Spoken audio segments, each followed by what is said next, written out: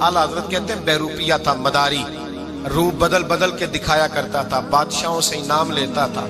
एक दिन औरंगजेब आलमगीर के पास आ गया, कहने लगा मैं रूप बदलूंगा, अगर आप पहचान ना सके तो मैं इनाम लूंगा। आपने फरमाया मैं कोई ऐसे वैसा बादशाह नहीं, कहा मुझे धोखा देना मुश्किल है, कहा नहीं मैं रूप बदलूंगा। हजरत औरंगजेब आलमगीर बड़े नेक बादशाह गुजरे, बड़े परहेजगार आदमी। वो बेरूपिया कहने लगा मैं रूप बदलूंगा, आप नहीं पहचान सकेंगे। फरमाया चल जितना तेरे अंदर जोर है लगा ले। हजरत ने ऐलान किया कि मैंने फौजी भर्ती कर दे, 2 माह के बाद टेस्ट होगा। वो 2 महीने दौड़ता रहा, रंग रूप बनाता रहा, आया टेस्ट देने, 2-3 सिपाहियों का इम्तिहान लिया, उसकी बारी आई तो 10 रुपए दिए, कहने लगे तेरे आने जाने का किराया मैंने तुझे पहचान लिया है। कुछ दिनों के बाद जाने लगे सफर पर, तो भिखारी आ गए खैरात मांगने, उसने भी सारे मुंह पर स्याही माली, कपड़े फाड़ लिए, सर के बाल मुंडा लिए, भवें तक कटा ली, बदरंग होके आया।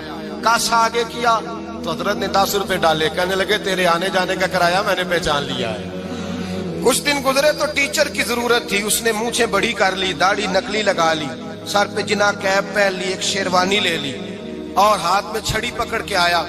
कहने लगा मैं उस्ताद हूँ, 2-4 बंदों का इम्तिहान लिया, उसकी बारी आई तो 5 रुपए दिए, 10 रुपए दिए, का तेरा किराया मैंने पहचान लिया।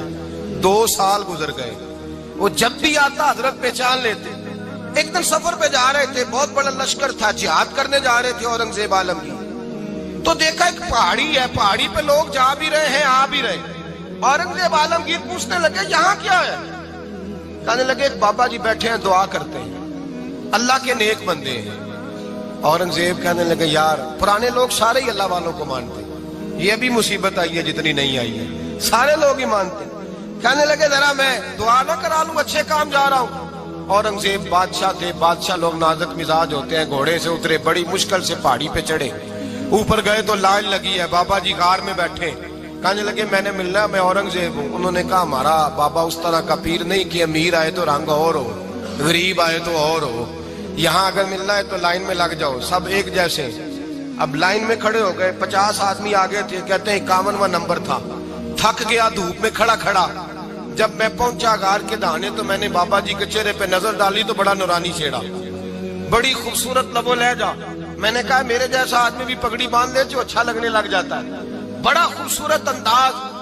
कहते हैं मैं उनके पास अत्ताहियात की हालत में बैठ गया। मैंने कहा हुजूर मैं जा रहा हूँ जिहाद करने, दुआ करना। बुजुर्गों ने हाथ उठाए, अल्लाह इसकी मदद फरमा, दीन को गलबा अता फरमा, इसे दीन का सच्चा पक्का सिपाही बना।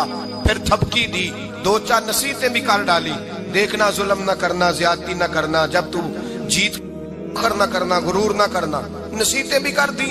कहते अब जब मैं उठा तो 2-4 दिनार बतौर नजराना मुसल्ले के नीचे रखे, और उल्टे कदम जब मैं गार से उतरा उन्होंने रुमाल झाड़ा और उठ के खड़े हो गए। कहने लगे आज नहीं तूने पहचाना, आज नहीं तूने पहचाना, मेरा इनाम बनता है, आज नहीं पहचाना, ला पैसे। औरंगजेब कहने लगा यार तूने हद कर दी, कहां चढ़ा कहां खड़ा रहा, धूप में थक गया, कमाल कर दी भाई तूने, बता तू क्या लेगा, अब तो देख जल्दी बता, कितने लोग पीछे धूप में खड़े हैं, लश्कर सारा खड़ा है, क्या लेगा? उसने कहा सबसे कीमती हीरे वो है जो तेरे सर के ताज में लगे हुए हैं, मुझे तेरा ताज चाहिए। ओ भाइयों सुनना और याद रखना, मेरे आला हजरत कहते हैं बादशाह ने सर के ऊपर से ताज उतारा, बहरूपिये के कदमों में रखा और कहने लगे ये ले, और ये तो तेरा मांगने पर मैंने दिया है ना, मैं वापस आता हूं तो आना, मैं अपनी मर्जी से भी तुझे दूंगा। तूने औरंगजेब जैसे बंदे को धोखा दिया, आना मैं उस वक्त भी दूंगा। वो देकर बस बात खत्म हो गई, हद हो गई। देकर कहते हैं जब मैं पलटा ना वापिस, बहरूपिये ने आवाज दी बादशाह ठहर जा। तो मैंने पलट के देखा तो कहने लगे ये अपना ताज ले जा, उठा और ले जा। मैंने कहा 2 साल बीत गए तुझे मेहनत करते, आज काबू आया तो ले जाऊं। कहने लगा ले जा, मसला समझ में आ गया। मैंने कहा मुझे भी तो समझाना। कहते वो फूट फूट के रोया, उसकी आंखें बरस पड़ी, सैलाब की तरह आंसू बह निकले, तड़पा और रो के कहने लगा बादशाह मैंने झूठ मूठ रसूलुल्लाह की गुलामी इख्तियार की थी, झूठ मूठ की दाढ़ी, झूठ मूठ की पगड़ी, झूठ मूठ का फकर, मैंने झूठ मूठ नबी पाक का लिबास पहना है, तो तेरे जैसे बादशाहों के ताज मेरे कदमों में आ गए हैं। اگر میں سچ مچ رسول اللہ کا غلام بنوں گا تو اللہ کیا کچھ عطا فرمائے گا، اللہ کتنی نعمتوں سے نوازے۔ میرے اعلیٰ حضرت کیا فرماتے ہیں؟ اعلیٰ حضرت فرماتے ہیں فرشتے بھی کرتے ہیں تعظیم میری۔ کون جی؟ اللہ۔ ایسا عقیدہ بھی کم ملے گا جو بریلی کے امام کا عقیدہ ہے، ایسا بھی کم۔ کہتے ہیں فرشتے بھی کرتے ہیں تعظیم میری۔ کیوں؟ فرمانے لگے فدا ہو کے ان پر یہ عزت ملی ہے، فدا ہو کے ان پر یہ۔ حضرت سلمان فارسی گورنر تھے، کھانا کھا رہے تھے، دسترخوان بچھا تھا، رسول پاک صلی اللہ علیہ وسلم کا فرمان ہے روٹی کا لقمہ دسترخوان پہ گرے اٹھا کے کھا لو، اللہ تمہاری بخشش فرما دے گا۔ دسترخوان صاف ہوتا ہے، روٹی، بڑے گورنر تھے آپ، بڑے بڑے سفیر بیٹھے تھے، وزیر بیٹھے تھے، روٹی کا لقمہ گر گیا۔ آج تو لوگ فیشن میں عزت ڈھونڈتے ہیں نا، وقار ڈھونڈتے ہیں کہ میں جدید دنیا کے ساتھ مل جاؤں، میں معاذ اللہ لڑکی لڑکے اکٹھے بٹھا کے منگنی کروں تو میں ماڈرن شمار ہو جاؤں گا، میں بڑے بڑے ڈھول بجاؤں تو ماڈرن بنوں گا، میں اگر مہندی پہ سارے تماشے کر ڈالوں تو میں ماڈرن ہوں۔ دیکھو عزت کس بات میں۔ حضرت سلمان فارسی روٹی کھا رہے تھے، سفیر وزیر نہ جانے بڑے بڑے لوگ بیٹھے تھے، کھانا کھاتے کھاتے لقمہ گرا دسترخوان پہ، حضرت سلمان فارسی نے سمیٹا، منہ میں رکھا، پھر انگلی مار کے دسترخوان صاف کیا۔ ایک صحابی کان میں کہنے لگے سلمان کیا کر رہے ہو؟ کیا کر، آپ گورنر ہے، سوچئے تو صحیح، یہ لوگ کیا کہیں گے دنیا دار کے مسلمانوں کو روٹی نہیں ملتی، اٹھا اٹھا کے کھا رہے۔ کان میں بات کی، کان میں۔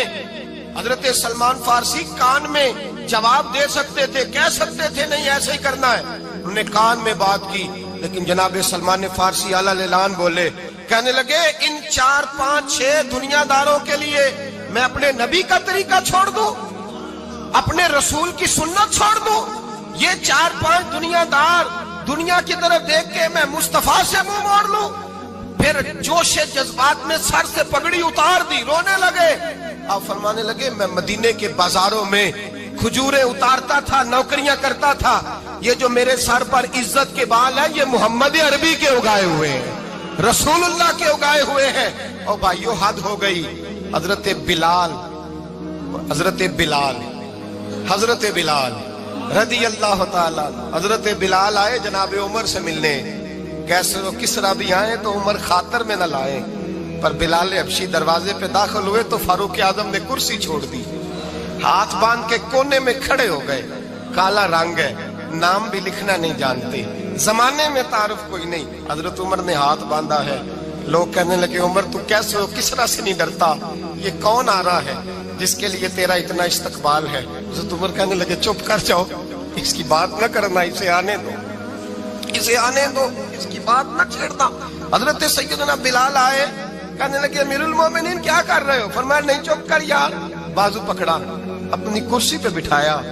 حضرت بلال کہنے لگے حضور میں غلام ہوں، مجھے تو طریقے بھی نہیں آتے ان کرسیوں پہ بیٹھنے کے، میں تو غریب ماں کا بیٹا، غلام باپ کی اولاد، سلیقہ، یہ آپ کیا کر رہے ہیں؟ تو حضرت عمر کہنے لگے بلال تھا تو غلام ہی، پر جب سے مصطفیٰ کا غلام بنا ہے تو ہمارا امام بن گیا ہے، اب تو امام ہے رسول اللہ کی امت کا۔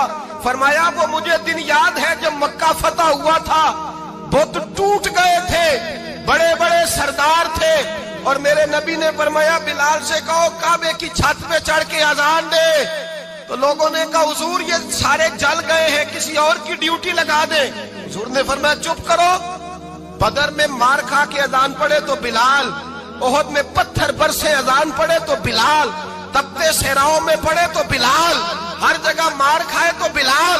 اور آج اگر اللہ نے عزت دی ہے تو میں لوگوں کو دیکھ کے بلال کو عزت نہ دوں؟ میں بتانا چاہتا ہوں کہ رسول اللہ کی غلامی میں عزت ہے۔ فرمایا کوئی اوپر نہیں چڑھے گا، ابو بکر بھی نیچے، عمر بھی نیچے، عثمان و علی، طلحہ اور زبیر بھی نیچے۔ آج یہ حبشی غلام کعبے کی چھت پہ چڑھے گا اور میں دنیا کو بتاؤں گا کہ اصل عزت اسی کے پاس ہوتی ہے جو رسول اللہ کا غلام ہوا کرتا ہے۔ حضرت بشر حافی رحمت اللہ علیہ سے سارا زمانہ پیار کرتا تھا۔ بغداد کا ایک تاجر کہتا ہے مجھے نہیں بابا اچھا لگتا تھا، ہمارا اپنا ذہن ہے نا، ہم کہتے ہیں میں نے جدھر ساری دنیا جا رہی ہے وہاں نہیں جانا، کہتے ہیں کہ وہ بابا مجھے نہیں اچھا لگتا تھا، حالانکہ سارا بغداد عزت کرتا۔ کیوں نہیں اچھا لگتا تھا؟ کہتے ہیں اس لیے کہ بابا نہ صرف فرض مسجد میں پڑھتا تھا، باقی نماز گھر جا کے، تو میں کہتا تھا اتنا ولی ہے تو باقی بھی مسجد میں پڑھے. کہتے ایک دن میں نے کہا جسوسی کرنی ہے اس کی, جو کہ اسلام میں منع ہے. کہتے حضرت بشر حافی رحمۃ اللہ علیہ نے جمعے کے فرض پڑھے, فرض پڑھ کے نکل گئے دوڑ کے. فرماتے ہیں میں پیچھے ہو گیا. میں نے کہا آج میں نے سنتیں چھوڑ دی ہیں پر اس کا پتہ کرنا ہے, سنت نفل بعد میں پڑھوں گا. کہتے ہیں حضرت بشر حافی جلدی سے نا کہ کباب والی دکان پہ گئے, وہاں سے کباب خریدے. اور میں نے کہا بوڑھے کی عمر دیکھو اور اس کے ذائقے دیکھو, اس عمر میں بھی کباب کھائے گا. اوئے ہوئے, مولوی کو روٹی نے ستایا تھا, اس لیے سنت اور نفل چھوڑ آیا ہے. کہتے ہیں تھوڑا سا وہ آگے بڑھے تو نان بھائی کی دکان سے نا نان خریدے. میں نے کہا دیکھو یار, دیکھو اس کے ذائقے, گرم نان کھائے گا. بہت سارے لوگ بغداد میں رات کی روٹی کھاتے پر یہ گرم کھاتا ہے. کہتے ہیں حضرت وہ نان اور کباب لے کے نا جنگل کی طرف مڑے تو میرے دل میں خیال آیا یار بڑا ہی اس آدمی کا عجیب ذہن ہے, یہ اب سبزے پہ بیٹھ کے یہاں موج کرے گا, کھائے پیے گا, اور سنت نفل چھوڑ دی. اللہ ہزاروں مرید ہیں. کہتے ہیں حضرت جنگل میں داخل ہوئے, تھوڑا سا سفر کیا تو کچی آبادی آ گئی. کچی آبادی, ایک کچے مکان کی ٹوٹا ہوا دروازہ, باہر سے کنڈی لگی. بغداد کے ننگے پاؤں چلنے والے ہزاروں مریدوں کے اس پیر نے کنڈی کھولی, اندر گئے. ایک فالج زدہ بابا جی بیٹھے. کہتے ہیں حضرت بشر حافی نے اپنی پگڑی کھولی اور اس آدمی کے منہ سے پانی نکل رہا تھا, رال ٹپک رہی تھی. کہتے پہلے اپنی پگڑی سے منہ صاف کیا, پھر پیالے سے پانی ڈال کے منہ دھویا, پھر حضرت اس کے ٹانگوں پہ کپڑا ڈال کے روٹی کا لقمہ توڑ کے اس کے منہ میں ڈال کے کہنے لگے بابا ناراض نہ ہونا, جمعے والے دن مجھے دیر ہو جاتی ہے, ابھی تو میں نے سنت اور نفل بھی پڑھنے ہیں, ناراض نہ ہونا مجھے دیر ہو جاتی ہے. کہتے ہیں وہ بابا رو پڑا اور کہنے لگا بشر یار 14 سال ہو گئے تو روز آتا ہے. 14 سال, یہ 1 صدی کا قصہ ہے, 2-4 برس کی بات نہیں. 14 سال سے تو روز آتا ہے. میں پتہ نہیں کب تک لاش بنے پڑا رہوں گا, تو کب تک آئے گا. حضرت بشر حافی نے بابے کے آنسو پوچھ کے کہا بابا فکر نہ کر, آج کے بعد یہ جملہ نہ کہنا کہ تو میرے لیے بوجھ ہے. فرمایا لوگ سمجھتے ہیں کہ میں نے عبادت کر کے مقام پایا ہے, لوگ سمجھتے ہیں میں نوافل زیادہ پڑھتا ہوں, دنیا جانتی ہے کہ میری رات کی تسبیح زیادہ مضبوط ہے, پر میں ان میں سے کوئی بات بھی نہیں. میں تو تیری نوکری کرتا ہوں تو اللہ نے میری عزتوں میں اضافہ فرما دیا ہے. سوچ ہی صاف نہیں, نظریہ ہی ٹھیک نہیں, فکر ہی ٹھیک نہیں. اسلام نظریے کا مذہب ہے, سوچ کا. مسند امام احمد بن حنبل کی حدیث سنی, حضرت انس بن مالک فرماتے ہیں جب انسان نے روزہ رکھا ہوتا ہے نا تو روح ویسے ہی پاک ہوتی ہے اس کی. میں نے یہ سوچا کہ کچھ باتیں ایسی کی جائیں جس سے تھوڑی سی سوچیں بھی تبدیل ہوں, کچھ سوچوں کا وضو, سوچوں کا غسل, افکار و نظریات کی بھی بات ہو. ہم سمجھتے ہیں کہ شاید کثرت عبادت اصل ہے. اقبال کہتے ہیں یہ ذکر نیم شبی, یہ مراقبے, یہ سرور, تیری خودی کے اگر نگہباں نہیں تو پھر کچھ بھی نہیں. تیری خودی کے اگر, اور پھر عام چیز نہیں کہا یہ ذکر نیم شبی, سویرے شہری کا ذکر, یہ مراقبہ, یہ جو تو گھنٹوں اللہ کی یاد میں بیٹھا رہتا, یہ سرور. کہتے بے کیف عبادت نہیں, سرور والی. یہ ذکر نیم شبی, یہ مراقبے, یہ سرور, تیری خودی کے اگر نگہباں نہیں, اگر تیرے نظریے کو نہیں بدل سکے, تیری سوچ نہیں بدل سکے, تیرا ایمان مضبوط نہیں کر سکے, تیری خودی کے اگر نگہباں نہیں تو پھر کچھ بھی نہیں. اور خرد نے کہہ بھی دیا لا الہ الا اللہ تو کیا حاصل, دل و نگاہ, دل و نگاہ, دل و نگاہ اگر مسلمان نہیں تو پھر کچھ بھی نہیں. دل و نگاہ. اقبال کہتے ہیں ایک دل کا